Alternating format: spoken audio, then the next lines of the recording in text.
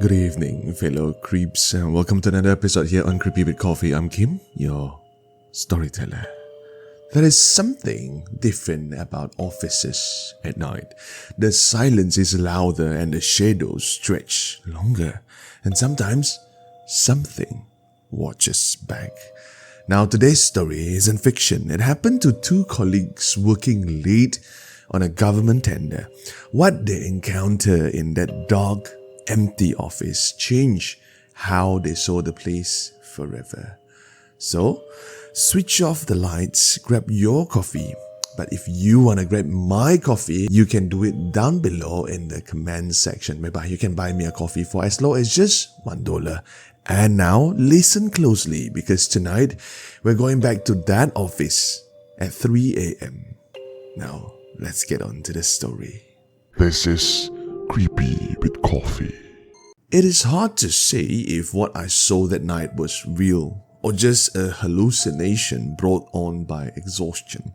But I know one thing.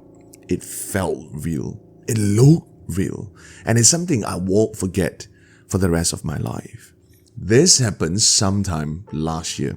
I planned to turn this into a story much earlier, but the memory kept circling in my head, making me doubt what I saw. Was it real? I keep on asking myself the same question over and over again, or just my tired mind playing tricks on me. Now, that night, it was around 1 a.m.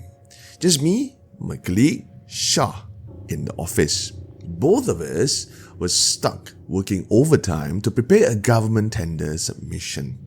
Well, if you have ever worked on government tenders, you know how brutal those deadlines can be. We were used to working late, but that night was different. Now, our office, it was a huge space. But at night, since there was just the two of us, it was dimly lit. Most of the lights were off, except for a few near our desk. We were far apart from each other, sitting at our own desks, but still within sight. You could see the tops of each other's head and hear faint music from YouTube playing in the background. Now, the office was filled with glass rooms and transparent partitions, and the silence somehow made the place feel even larger. Everything was fine at first. I was focused on my documents when I heard something faint, a soft voice calling from the direction of the pantry.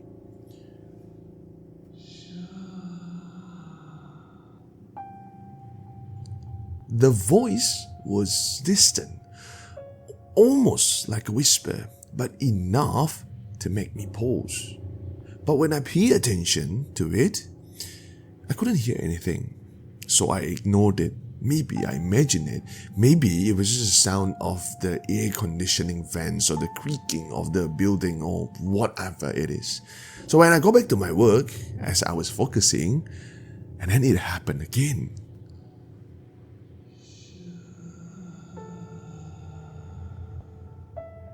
Not only twice, as right after that, it happened again.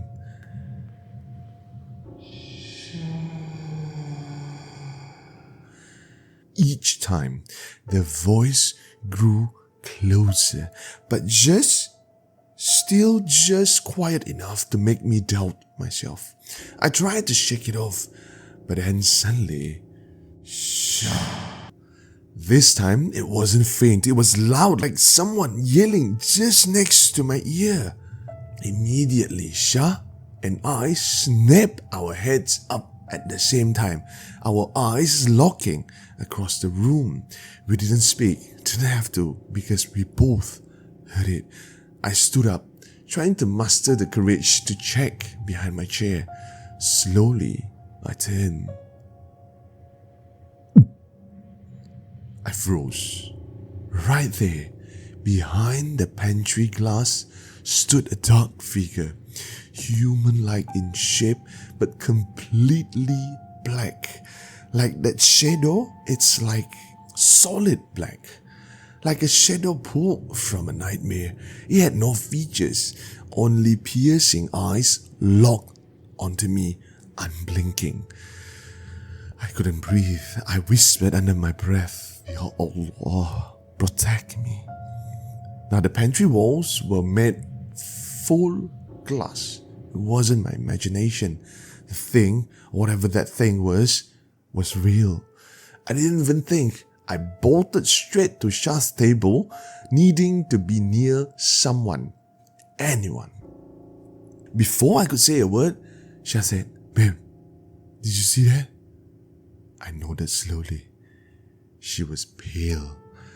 Laptop screen glowed slowly, and I realized she had opened Surah Yasin.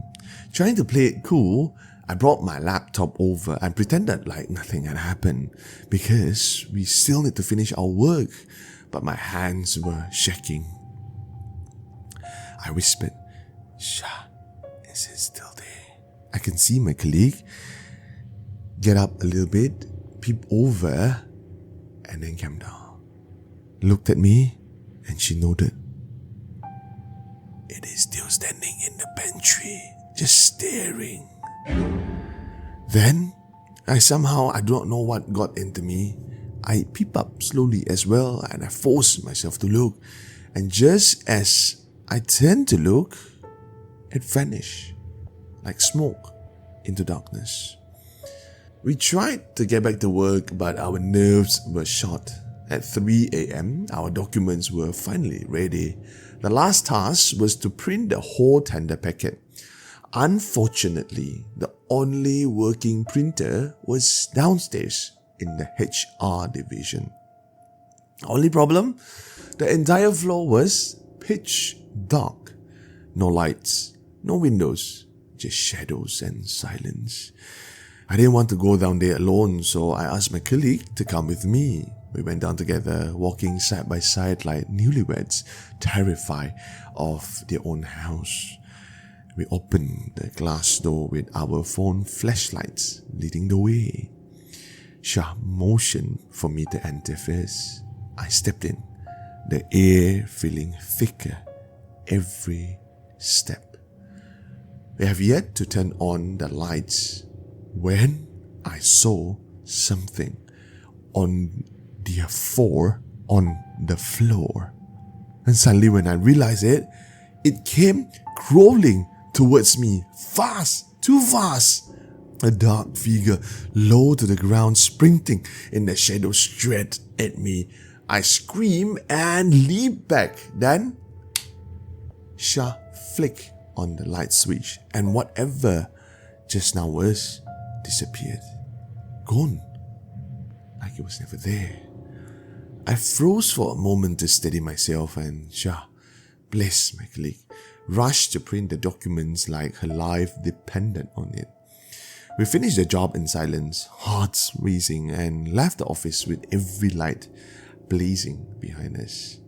The next day, both of us didn't show up because both of us were bedridden with a fever for a week. Do you know how to not get sick under these circumstances? You need to subscribe to the channel in order for you to do that. Shah and I never talked about what we saw again.